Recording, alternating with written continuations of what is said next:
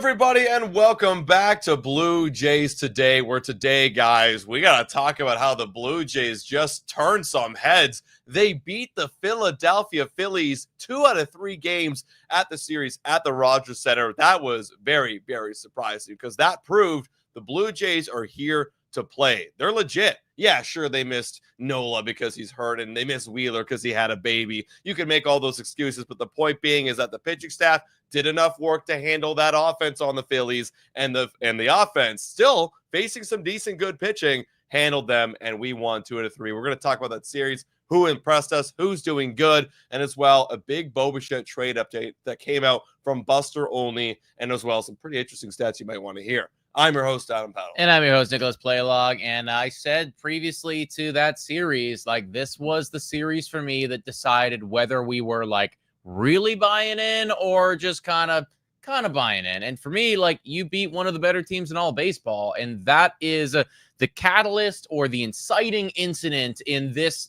story arc of the season for me to go, all right, I see you. You are really good at baseball now, and I am ready to get hurt one more time. To help us break down that series and what this team's next moves could look like, what this team might look like in Minnesota, we're going to bring in Scott from the Walk-Off Podcast, special guest for this Friday Blue Jays Today show. Welcome in, dude. We love having you on here. We got 73 legends in here already. Give me an adjective to describe how you're feeling after that series win over Philly.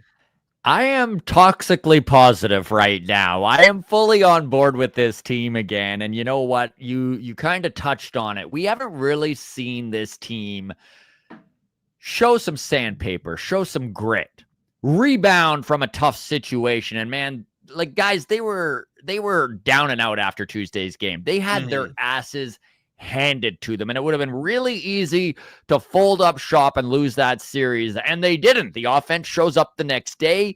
We watch heroics in that final game of the series with Alejandro Kirk. We watch them gut out a low-scoring win in that final game, and you know what? Against a very good Philadelphia team, the Blue Jays showed they had some brass. They did, man. They did. I mean, think about, like, how they were staying in it. With Jose Barrios, you kind of needed something from your starting pitching. You got it from Jose Barrios, has been low-key kind of cooking lately. And then you get a big hit from Alejandro Kirk. That's when we were at Amsterdam. So shout out to Amsterdam, everybody. We watched that game. That was a huge W. And Vladdy stealing a base when you needed it. Like, that's a good example right there of a guy where it's like, I know I need to get second. Runs are hard to come by. Let me get in scoring position for our best boys, and he did that. So yeah, and then to absolutely kick the crap out of them in game 3, that puts the bow on the whole series right there. Absolutely. And you know what? There were some unsung heroes too that just aren't getting enough love, and Eric Lauer at the forefront of that. The truth is, Bowden Francis really struggled in that opening game of the series. You get what I'm saying here? He didn't even get out of the first. And this is up against a very, very good team that could have just grinded up this bullpen and left them exhausted for the last 2 games of the series. And Eric Lauer showed up huge, pitching 4 innings and a third, not giving up anything, letting the bullpen save itself for when it mattered. Yeah. And I can't give enough credit to Eric Lauer there. He's been a very surprising bright spot on the season. And you know what? Tyler Heineman, gentlemen. Like, this is a guy who's a 34-year-old. Sorry, he turns 34 in a couple weeks, but he's a 34-year-old veteran guy who has never had a contract above a minor league contract. Anytime he plays in the major leagues, which, by the way, not even a full season, he's pretty much been a 14-year minor league veteran.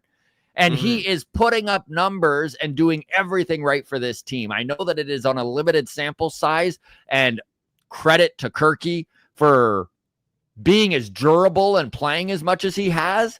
But when he hasn't been in the lineup, Tyler Heineman has been absolutely incredible for this team. He's hitting over 400. He's got a ridiculous OPS plus of 172. And on top of that, something he provides that no one is talking about is the fact that Alejandro Kirk's biggest downfall is his speed on the base paths. He clogs things up once he gets on there. And you know what? To have a catcher who is a pretty good runner and have that option to bring him in late in games when Kirky pops that single or gets a double and move Heineman in to finish the game at catcher and have some speed on the base path, it has just provided John Schneider with just one more tool in his belt.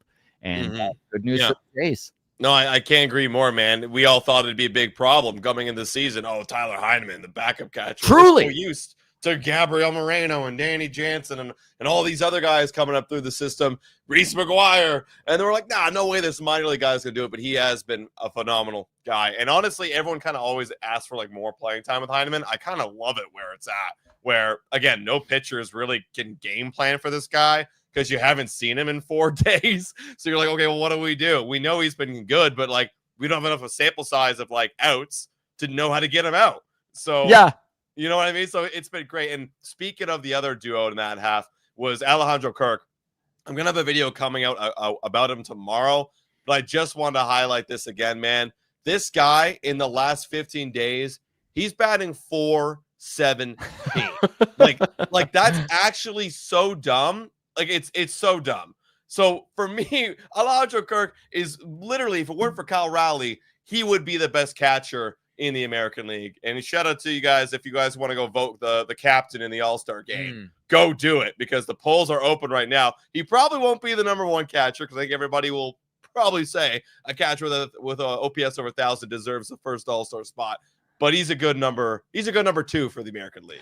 And gentlemen, this is a really interesting stat from Chris Black at Down to Black on Twitter. And he says, since July 27th, 2024, that's the day the Jays unequivocally made Alejandro Kirk their everyday catcher, right? That was when they traded Jano. Here are the top primary catchers in Major League Baseball, National and American League in F-WAR. Cal Raleigh, 6.3. And then he has in brackets LOL because that is just absolutely asinine. It is crazy what Cal Raleigh's doing. Yeah. But then second is William Contreras with 3.7 in St. Louis. Alejandro Kirk just behind him with 3.6. That is second on Blue Jays in that time, by the way, 2 gentlemen, just behind Vladdy Guerrero with a 4.5. So everything we could have wanted out of a full-time catcher. And you know what? I also saw a video from 2022.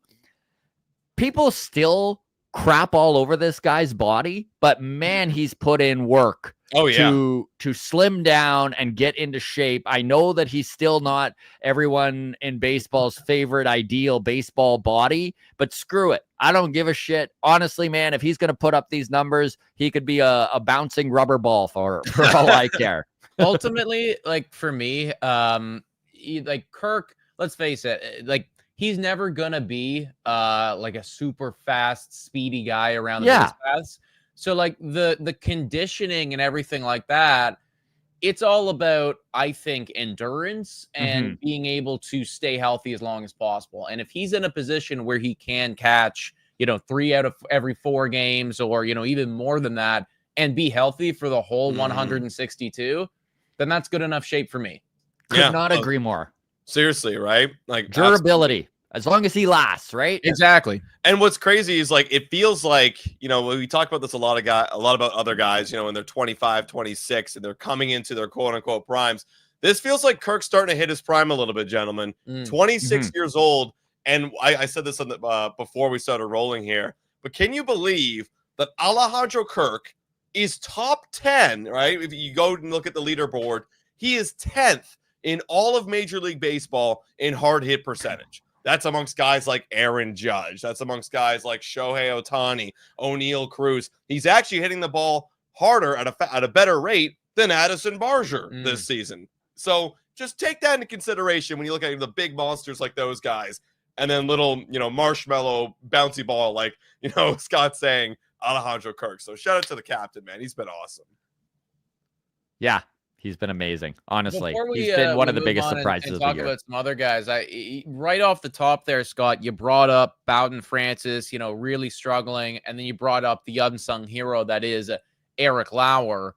And we've already kind of talked about this a little bit, but your thoughts on that whole situation and whether Bowden should remain as a starter or what they should do with all that. Because you're right. I mean, like we wanted to come in and we wanted to show our worth to this Phillies team. And in that first game, like we were out of it before there was even an out. So yeah, this starting pitching is truly a Rubik's Cube with how they get deeper into this season when there is actual reinforcements coming. And I don't feel comfortable hanging my hat on Alek Manoah coming back, but I mean, that's kind of where we're at right now. You're hoping some of these kids who have never played Major League Baseball before, a guy like Adam Macko, big lefty, who was probably primed to be a big depth piece. We probably would have seen him already this year had it not been for injuries coming in to the season, but he's back and starting to pitch again. Like, this is what we're hoping for, right? We're literally hoping to catch lightning in a bottle. It's a dangerous game to play. And I mean, I think we talked about this at Amsterdam Brew House when we were watching the game there on Wednesday. There's not any options. Like, no. It would probably be best for the development of Bowden Francis to be able to send him to AAA to readjust, right? Like, it is a game of adjustments, and the hitters have figured Francis out, and so it's time for him to readjust, and to do it on the fly in the big leagues in this scenario is very difficult, and we're watching the fruits of not being able to do that. Yeah. Well, even Bowden admitted that he didn't have the best mechanical stuff in spring training, and he got off to a wrong start. And when you're starting with an incorrect mechanic in spring training, and then you're continuing to build off that, it's just going to snowball into something already behind the eight ball, worse for sure. And look, like, we're all wondering, well, why is, his fastball getting absolutely destroyed this year or last year? And I actually brought this up to you at Amsterdam Brew House. It feels like it just sneaks up on you last year when he was in that good stretch in August. Well, that's because he's locating, he was locating and everything was mixing well. And if you don't have your locations, and they're just going to be able to sit on one pitch where, like, I know I'm going to get that 92 to 94 fastball in the upper half of the zone. It's not going to be high enough where I'm going to swing through it. It's going to be low enough where I can get a barrel to it and send it over the wall. And that's easy. If I could just sit like that, I'm going to win. I'm going to win ball games. So I agree with you. He needs to go down and work on some stuff. What are the other options? It feels like the Blue Jays need to Band-Aid themselves with the Eric Lauers of the world. Paxton Schultz just got announced for today. They got to Band-Aid themselves to the trade deadline, and I know you don't want to hang your hat on it, but you just need Alek Manoah because he's an arm, and you might be able to get 4 or 5 innings from him. But you don't really know what innings, but yeah, you don't know what you're getting. I don't know, maybe not. We'll see, right? I mean, we already are well aware that any pitcher coming off of injury is probably bound for some ups and downs. And when it comes to Alek Manoah, there were already big question marks around him before he went through this Tommy John surgery. So to expect him to give us innings is one thing. Expecting him to give us quality innings is another thing. And expecting him to be where he was in 2022, I mean, it's asking a lot out of a guy who is already kind of a big question mark whether he can even return as an everyday pitcher. Forget about a dominant one. Yeah. No, I mean, I'm at the point right now, and I've actually been at this point for a while. If and when Alek Manoah does come back, that will be a fun surprise for me. And it's just going to be like opening up a mystery box, zero expectations whatsoever. If I get anything positive out of it, I'm money. Feeling good. Yeah. Dude, remember when Ryu came back? Yes. It's the same feeling, because even he had question marks with the sticky stuff. Yeah. Right before. Remember his whole spin rate dropped, and then he got hurt. He was bad for a while. And he was bad, and then he came back and got blown up. Same thing for me, right? Yeah. That was best case scenario, though. Right, best case scenario. Right. So, but for me at the time, I remember still feeling the same thing I felt towards Alek now. We needed innings. Can you give me any innings? And then with the upside of, like, maybe you could be that. At worst, give me a 4.3 and don't blow the game after 2 innings, please. That's it, right? We'll see what happens. But guys, let's transition a little bit right here. Let's before we move over to the whole Bo Bichette stuff, because I know we got 205 people in here, and there is a big Bo Bichette update. So we'll keep you guys along just a little bit longer. Let's just finish up by talking about how damn good the offense has been. We talked about the catchers, and they're a big part of how good that offense has been. Nick made a tweet about this just the other day. Sorry guys, I gotta do this thing with StreamYard. I gotta go back. I gotta click present. It's not as easy as it was. Here we go. There. Blue Jays offense over the last 15 days, batting average is 4th in all of baseball, 1st in on base at 353. Then you got slugging at 5th at 435. And what I really love is that OPS and the runs scored, because the runs scored and OPS kind of the categories I like looking at the best. 78, 88 OPS, 2nd in baseball, 66 runs scored. And they're doing it with the big boys, right? And we're going to talk about Bichette. He's one of them. Vlad's just being Vlad, getting on base every single day.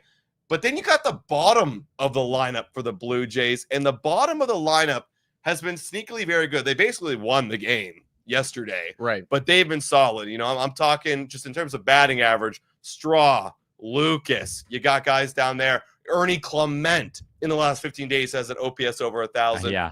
Who do you really love down there in the bottom of the lineup, Scott, that is like giving you confidence that you could probably say, hey, maybe this moving forward could be a dude for us?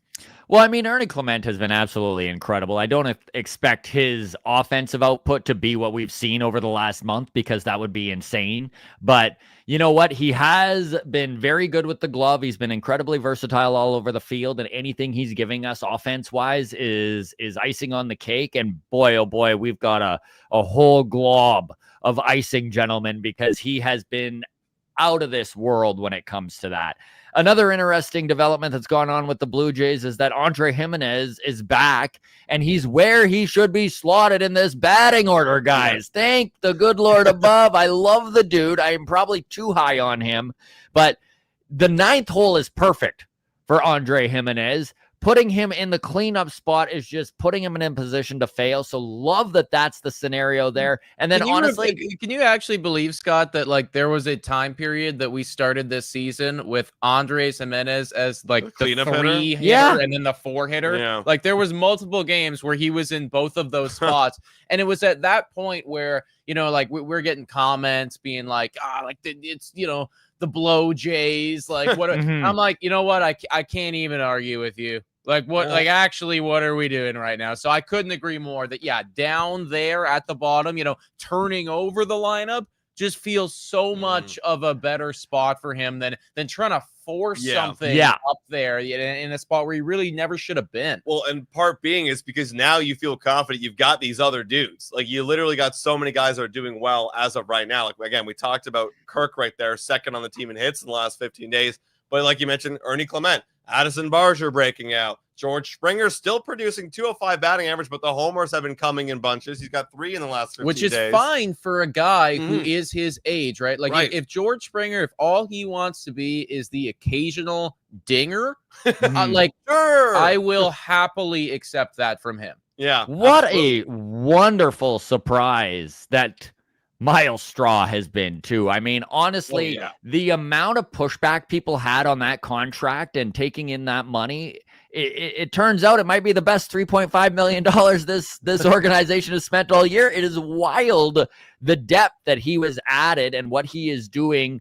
He knows his skill sets. He understands the player he is, and he is playing to those strengths. And you know what? Another really nice bright spot has been youngster Jonathan Clase, who was who the Blue Jays acquired when they traded Jimmy Garcia to the Seattle Mariners last year. Of course, Garcia is back. He's on the IL right now. So it feels like that was a wash, right? You just literally got Jonathan Clase in a losing season and then bring back the guy that you traded for him. Clase has been great at the bottom of the order because he provides certain aspects that this team was maybe lacking, right? Speed for one, the ability on the bases to go from first to third, something that in past years has not been a strength of this organization.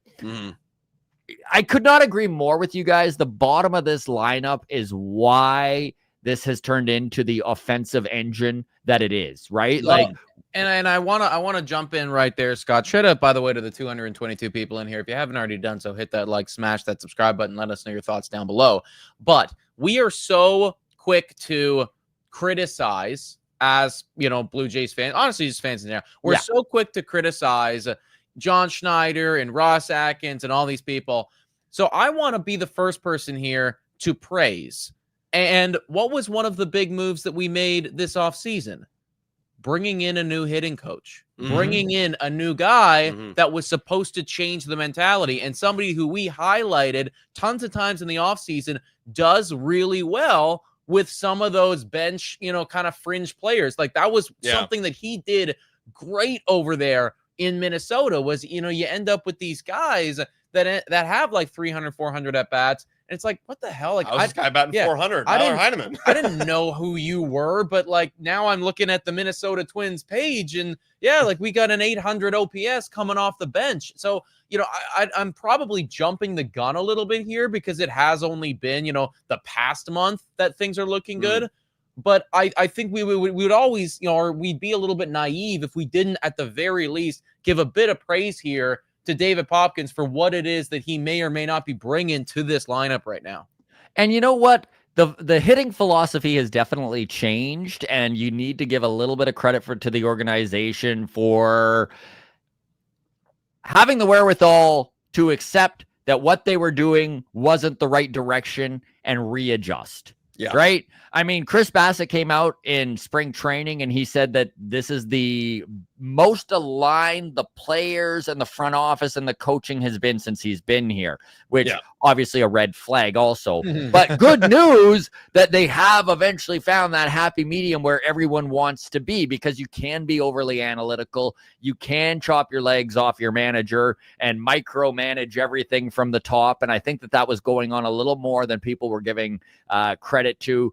John Schneider just being more of a puppet, Don Mattingly and his coaching staff doing what the Atkins of it all wanted. And the fact that they did adjust and the fact that the players do feel more comfortable with where they are, I think we're seeing the fruits of that labor right now.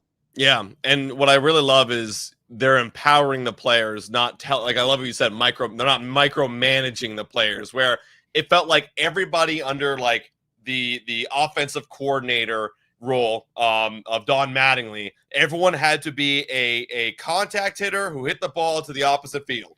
Everybody had to do that. It's like, why are we doing that? Like, you think Vladdy's been doing that his whole career? No. Well, he can do it with power. But, you think other guys are going to do it, like Dalton Varsho? You think George Springer's going to do that? No. I love how he empowers the players to be who they are and be aggressive. Look at the last month of May when you saw the statistic of Bo and Vlad both having a career low in chase percentage as a duo. That's because they're looking for their pitch, they're sticking with their game plan, and they're hitting their pitch. So, there's a lot of credit to Mr. David Popkins. Well, and speaking about people who have been empowered or looking empowered right now, we should transition right now and talk about Mr. Bo Bichette. He has been going insane mode the last little while. The Toronto Blue Jays recently put a tweet out about him, just highlighting how incredible he has been, encouraging all of you to go vote for him in the All-Star game. And honestly, I don't really like it when we just kind of use the numbers and be like, oh, we're Canada, let's get all of our Toronto Blue Jays in. For me, I want somebody that deserves it. And if they deserve it, then I will 100% give them my vote. And right now, Bo Bichette is assuredly deserving of your vote to the All-Star game. He's batting .387 over the past 39 games, 1.112 OPS. And this is in scoring position, everybody. So when a runner's in scoring position, he goes fucking insane. Yeah, like he's had a lot of. I mean, remember I brought up the whole thing of like, oh, the guy who leads the league or leads the team in RBIs. Everyone was shocked to hear Bo Bichette was the guy. Tied for the team league in home runs now, too, by the way, gentlemen. In fact, he has hit 7 dingers in his last 30 games, which is the tops on this Toronto Blue Jays squad. This is a guy that everyone was worried his power had dried up and he was no longer capable of being that home run hitter. And now he's right back in a position where he could hit 25 to 30. Well, he hadn't hit a home run for like the first month of the season, right? Like he only started hitting them a couple weeks ago. So to be tied for the team lead, clearly he is hot right now. Yeah, and that begs the question, because everybody's been talking about. We literally just posted a short about it too. And we talked about it on a podcast earlier. The Blue Jays, if they're sellers at the deadline, do they trade Bo Bichette? We were kind of honestly, it's getting a lot more clearer now by the way he's playing. But back a few days ago, we're thinking, well, maybe they consider it because he provides a lot of value. We did just get an update from Buster Olney, who is around the league, has heard some execs talk. He hears some things, but effectively he's saying that, he's hearing that Bo Bichette, there's no way that the Blue Jays will trade them trade him regardless of the record. So even if they're losing, if they're in the tank, if they're doing bad, it doesn't feel like Bo Bichette is going to be traded. Scott, I want to hear your thoughts because you actually brought an interesting point up about potentially trading Bo to help the team. Are you still feeling that way, or what are your thoughts right now that you're seeing Bo Bichette do what he's doing on the field? So the truth of the matter is, guys, it absolutely kills me to swallow the pill that is losing him for compensation picks. That said, are you going to be able to replace the offense that Bo Bichette leaves if you trade him? Whether it is in seller's mode, which I kind of am at the point where I don't think the Blue Jays are going to be there. In fact, if you look at the schedule over the next 25 games, if they go 13-12, their last 9 games before the All-Star break is against the Angels, the White Sox, and the Athletics. That's what leads up to the All-Star break and the trade deadline. So if they can play pretty much 500 over the next 25 games, they've kind of set themselves up to be in a scenario where they're 10 games above 500 if they can go like 6-3, 7-2 against those bottom feeding teams. And if you're 10 games above 500, obviously you are buyers. So the selling of it, I don't really think that is going to happen. Now, obviously, there's a lot that can go on, guys. We're well aware of how thin the pitching is, and if knock on all the wood in this room, hopefully there's no injuries, right? Because that would sink this team. But yeah. All of that to say, yes, I did float an idea of, is there a scenario where you could move Bo Bichette for maybe an ace starter and bolster other areas of need and get by and be able to have that assets replenished a little bit? I'm starting to think that's going to be a very difficult move. I don't think that this offense is good enough to remove a piece like Bichette. So maybe Olney's onto something. Maybe this is a guy who, and you know what? If the Blue Jays are saying that they're not even going to trade him if they are sellers, maybe they feel like there is a world where Bo Bichette takes a 1-year deal to really get to the point where maybe he is a 10-year, $300 million guy, right? Yeah. Like, has he done enough over the last 2 months to get that mega contract? I don't know if he has. Not yet. No, I would go so far to say, definitely not yet. And all of this, it's such a tricky situation to be in because it's all a gamble. And you're trying to weigh the probability of like, well, could he come back? And then, at what price tag would he come back? And then that's kind of determined by what he does after the trade deadline. But then also, too, we got playoffs that we may or may not be fighting for. So it's just all of these variables involved. And whenever, you get into these convoluted situations and everything like that, I tend to go with what seems to be the easiest path here. And I think that the easiest path, the most leisurely path that Ross and Mark will most likely go down is the one that Buster Olney is also indicating. Just keep the guy. Cross your fingers that you make a wild card spot. Cross your fingers that you've done enough to instill him with confidence that this is a team that he wants to be on for the foreseeable future, and just let it ride. Yep, that's right. I think that's exactly what's going to happen. But they're going to have to find that pitching elsewhere. And I love the idea. And it's going to be expensive, guys. It's going to be expensive because there's literally only a handful of pitchers available potentially at this deadline that we know of that are going to be costing a lot of money or not a lot of money, but a lot of prospect capital because of how many buyers there are this year. So with that being said, we kind of float around some ideas, and we're definitely going to be making podcasts about this later down the line. But who do the Blue Jays trade to get that starting pitcher? Is it somebody on the current 26-man roster, or is it somebody in that minor league system there, Scott? What are your thoughts? So there's some obvious candidates to be moved off this 26-man roster that have definitely increased the amount of value that they have. I think Nathan Lucas is probably the most valuable he's ever been. 30-year-old journeyman veteran. This is a guy who has never really been given the opportunity at the big league level. He's still under control. He's under control. Like he's not even ARB eligible for another year. That's crazy. So which, he's not a free agent until for 4 more years, which if there's a team like the Miami Marlins or the floating A's of wherever, like there is teams out there that would have their eyes on a guy like Lucas because of how affordable he is and his game, right? Like he has really shown that, yeah, he's above a 100 OPS guy. So he's a slightly above average hitter. He mans right field, left field, center, very versatile when it comes to an outfielder. He would fit in on a lot of these Pittsburgh Pirates type teams, right? I think another guy, Jonathan Clase, is a dude to keep an eye on, right? This is a prospect we already brought up that they got for Garcia. Maybe he's maybe there's interest in him. If we're going to get a big time pitcher that we need, though, it's going to hurt more than that. And it's definitely going to hurt more than that, it's man. I probably, get ready because our top 2 guys that is all over these top 100, we might be without one of them. Yeah. I can't see them moving to Mala, but right. Yasavage. Oh, I know. That is ultimately though, I'm happy that you're doing that and you're kind of preparing, us and also like the 200 people in here, for what it does cost, right? It's exciting to be buyers. It's fun, but it does mean that, you got to spend something to get something.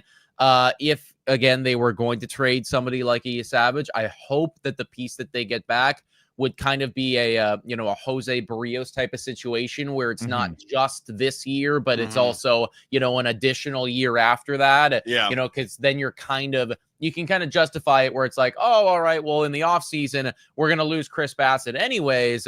So then this is, we're kind of band-aiding that right there, a 1 year controllable dude, for the remaining 2 months, that to me, unless he's going to win unless it's like Tariq Skubal levels of Cy Young pitching, probably would not be worth you can do some sort of amendment within the trade that you have a runway to get an extension done before that it goes through. There are workarounds, but I'm with you. An expiring contract for a big time prospect like Yasavage, that would be incredibly difficult to swallow. Well, Eric Shepard here proposing what I think is a very realistic and honest trade here. Namala and Yasavage for Skeens. Interesting. Yeah, Let's do it. I'm kind of with you guys on that same boat, man. Unless it's something like that, I'm not willing to part ways. Now, I am one guy. Now that we have Addison Barger, we got a lot of guys in that middle infield and third base side. Aurelvis Martinez is cooking right now. What do we do with him? Do we continue to hang on to him? Because realistically, if everything still looks like Addison Barger's the man a month from now, do you use that as trade bait? Finally, do you finally do something with him? Either make a choice whether you sell him or to trade him. Something to consider, right? Because that could bring you back a good haul if he's cooking still right now down in AAA. 100%, man. Yeah, honestly, I think all of this boils down to the next month, this next month of baseball. This June month is going most important month in the Blue Jays season. Most important month for sure, right? We're in a great spot right now. But we need to see come July 1st, are we still 4 or 5 games above 500? And are we still, either in the wild card, which we are right now, which is fucking awesome, by the way, or, a game or a game and a half removed from it? Are we still that close? And is Addison Barger still the guy? Has Anthony Santander returned? And is he actually swinging the bat with any type of authority? Can we rely on him? What does the starting pitching look like at that point? Is Max Scherzer here? How is he throwing if he is? Is Bowden completely lost or has he found something? These are all the question marks that will ultimately dictate where they are going to go in July. It is sure encouraging to see how this offense has performed without Anthony Santander. I know, man. Hey, I've told Adam, countless times. I know there's nothing that we could have done about it anyways, but I'm like, because I was always in the offseason, I was always a Pete Alonso guy. But between the two of them, I always wanted Big P. I was like, damn, just imagine if either Santander was doing what, we thought he would do, or Instead of him, they ended up with Pete Alonso, and we had somebody like that in the lineup. Yeah. Like, holy I know. shit. The positive way to look at it is like, well, if he does come back and he's hitting, we know, and he's making up ground for all this missed time and being bad the first month and a half, then maybe we can trade Addison Barger. Yeah. Oh yeah. You're not allowed to say that. Look, there's gonna be pitchforks and torches in the chat for you, Scott. Seriously, but honestly, with that, I think that's a great moment to say our goodbye, say our farewells to you, Scott. Thank you so much for tuning in, guys. If you want to go check out what Scott has to offer, then hop onto the Walk Off podcast on YouTube and or any of the other audio platforms. And also, Adam is actually going to be joining Scott's live show. I believe it's a week or two from now. It is June 12th, so it is Thursday next week. It is a Blue Jays off day, and I've been running this for a little over a year now, Baseball Town, and it has been so much fun to get together with the Blue Jays fandom community and just talk our favorite baseball team. I know both Nick and Adam have been a part of the show numerous times. So we've got Mr. Peddle on the show representing Blue Jays today. We've got Daniele Franceschi on the panel from Sportsnet, the Fan 590. And then we've also got Shoa Lee, Sportsnet producer and host of Jays Talk. Tickets are at comedybar.ca. Now, Comedy Bar gentleman actually got a hold of me yesterday and gave me a coupon code to save $5. So tickets are just $20 then. So the coupon code is baseball. So everyone in the chat here, hopefully your memory is good enough to remember that one. Baseball saves you $5. Come hang out, have some pints, talk some Blue Jays, Comedy Bar on Bloor. And Nick and Adam, thanks so much for having me, guys. Love talking Blue Jays with you, and I look forward to the next time. Thank you very much, man. Thank you. Looking forward to seeing you Thursday. Have a good one, man. Take care, Cheers, man. boys. Yeah, go check out Scott's stuff, everybody. And that Thursday I assume I should be there unless something comes up, but Adam will 100% be there. We're going to get into breaking down the upcoming series, which, by the way, guys, we're going to be live for this evening tonight. So come stop in. 8:10 is the first pitch. Minnesota Twins is the team that we're up against. Before we get into that, I just did want to say, Eric Shepard did say, Namala, you savage. Plus. I missed the plus. It would, there would have to be, sure. Yeah. Probably, there'd be plus when you're talking about somebody like a Paul Skeens. Lucky for us, we don't need to go up against any Paul Skeens in this one, but they do actually have some pretty solid pitchers over there in Minnesota. Let's take a look at what's going on with them. Yeah, let's look over at the standings here, guys. Like you alluded to a little bit earlier while we're talking to Scott. We're in a wild card spot, folks. I can't believe I woke up this morning. I was like, wait, rub my eyeballs, shook my head a little bit. I'm like, wait, we're actually in a wild card spot. So for everybody out there being like, Blue Jays aren't going to be contenders this year, Blue Jays aren't this, blah, blah, blah, blah, blah. Here we go. We're right there. 2 months into the season, we are in a wild card spot. There is a reason to keep watching, folks. Seriously, literally. There is actually, last year we could not have said this, but they were 8-2 in our last 10. That's one of the best, last 10s of all of baseball right now in a wild card spot. The run differential is all the way back. We are at -1 run differential. So any win, if we win tonight, that run differential will at the very least be 0, if not positive. We are all the way back. And it's beautiful too. When you look at the rest of the teams in the standings, like we're only 1 game behind the Twins. We're 1 game behind the Twins, half a game behind the Guardians, and we're tied with the Tampa Bay Rays. So this series coming up, we got a 3-game series in Minnesota.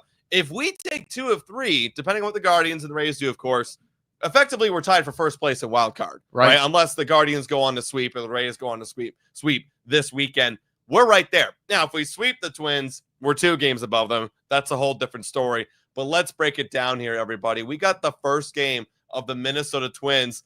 And it's going to be a tough one. We got a bullpen day starting with Paxton Schultz on the bump tonight. Ober is going to be pitching for the Minnesota Twins. Schultz has been good, in the limited times that he's come up. He is up against a decent Twins lineup. I believe that they're ranked 16th in runs scored. They've had a few injuries here and there.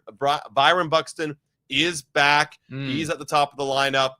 But the pitching staff is what's really good about this Minnesota Twins team. Top 10 in a lot of categories.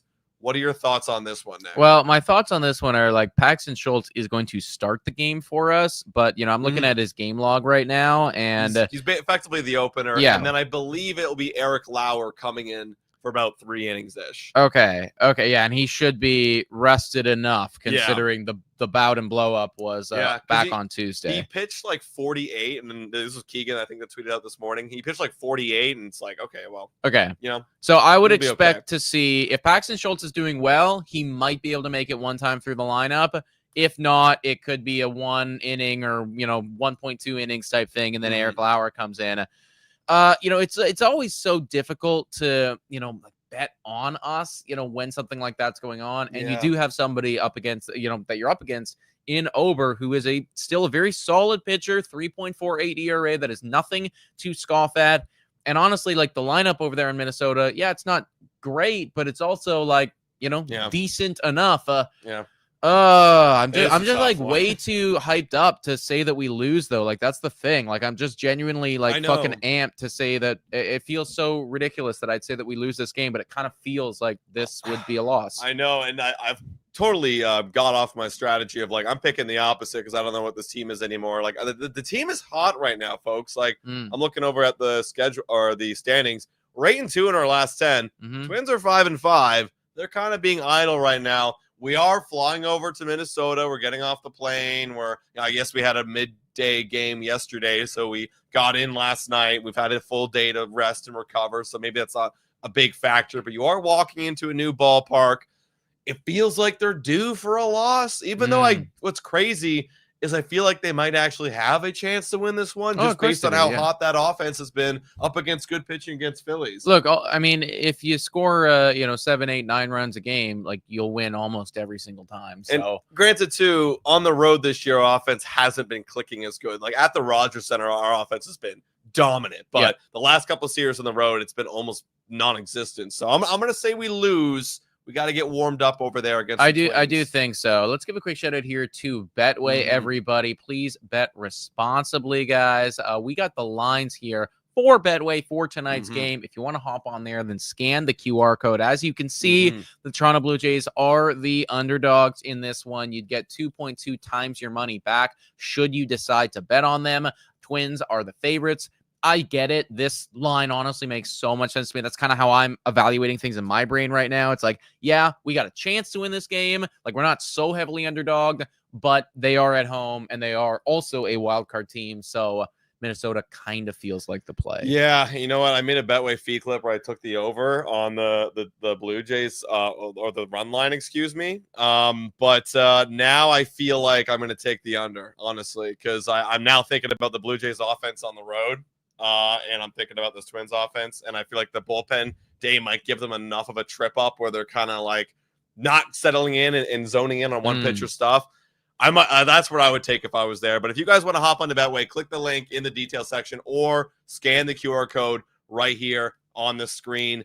Let's continue into game 2. Also, very quickly, though, I did see that some people were saying Bailey Ober just dummies us. I'm trying to figure that out right now. Oh, yeah. So we have Toronto Blue Jays have a team-wide, this is his career, a team-wide OPS of 540 up against Bailey Ober in his career. That's through 5 games. So, again, small sample size, but 5 games as a starter. We've seen him enough to know what he's got and still haven't really been able to figure him out. So, honestly, feels like a lot of things are lining up to be an L tonight. Yeah, and then here's another guy that gets beat up by the Twins, and that is Kevin Gausman. He's had a history of getting. I remember how every time we go to Minnesota, Kevin Gausman gets hit by the Twins, and you can see the stats right here that back it up. Willie Castro, he's hot right now. He beats up on Gausman. Ty France has beat up on Gausman. Royce Lewis, if he's even in the lineup, is he healthy still? He's at the bottom part of the lineup. Interesting. Is he? Okay. Wow, he is back. But he does beat up on Gausman. He has a history of that. So, but we're going up against Chris Pack. Do we lose 2 in a row? What are we thinking here? That would be such a fucking vibe killer. I know. Like it's it does feel like all of these things are lining up to. But you know what? Like we need to trust the offense, right? The offense has got to win the game some of the time. So they're not going to win it tonight because they're not good against Ober, but they're going to win it that day because it's going to be an offensive explosion. Exactly. That's what it's going to have to be because I feel like they're going to tee up on Gosman. They're also saying in the chat, yeah, they lay off the splitters thing. They don't care. Yeah.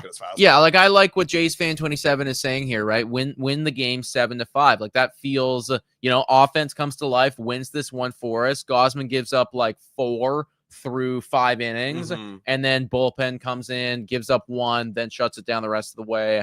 Offense goes nuclear, wins by 2. Fuck, I might say we lose this one. I might have to say it, man. I'm honestly saying that we win just because I want us to win. It's less of analytical and more that we have to. I want it to happen because then that comes. Yeah. Because in the next game, folks, we've got Bowden Francis, who again, no Eric Lauer taking a spot, even though we were calling it out. No Eric Lauer taking a spot. It's Bowden Francis up against Joe Ryan, their best pitcher, and I have to say it. Okay, well, this is the problem with having Bowden Francis and a bullpen day in the same rotation. It's an automatic loss when you have a bullpen day. That's why I almost feel like we're gonna win tonight. Like part of me, like because I need it to happen. Right. Like we're gonna win tonight because you got Gosman who has a bad history against the Twins. You got Francis who can't find the strikes, or he can find the strikes. Now it's just right down the middle. Like everything right now is this is looking like it could be a bad series. We always have bad series in Minnesota too. Like when was the last time we actually won a series in Minnesota? I can't remember. If anyone in the chat room knows the stat, let us know. I can't remember. That's why we just need these guys to come out and kind of surprise us, right? The offense needs to carry. Offense needs to carry a little bit. Bowden Francis doesn't have it, and bullpen day today, so it's not like he's gonna have. Like, we can't do the Eric Lauer thing that we want to do because Eric Lauer is going probably tonight, for a significant portion. So, all right, I'm reverting back. I say we win game 1 because we tripped them up. We win that one like 2-1. It's a super low scoring game, and we lose the rest of the 2 because there's no way we're getting swept. Can't get swept. I'd say we'd probably lose this one. I mean, this one's the easiest one to call. That one's a punt. Ryan's just like too good, and Bowden is just not it right now. They're the complete opposite. Okay. I hope that we're wrong. I really hope that we're wrong, everybody, because I want us to I'm hype right now. You guys are hype right now. Blue Jays fans are all the way back. I want to stay all the way back. I do, guys. Guys, that's the Blue Jays Today show. We're running out of time on this one, but I hope you guys enjoy it.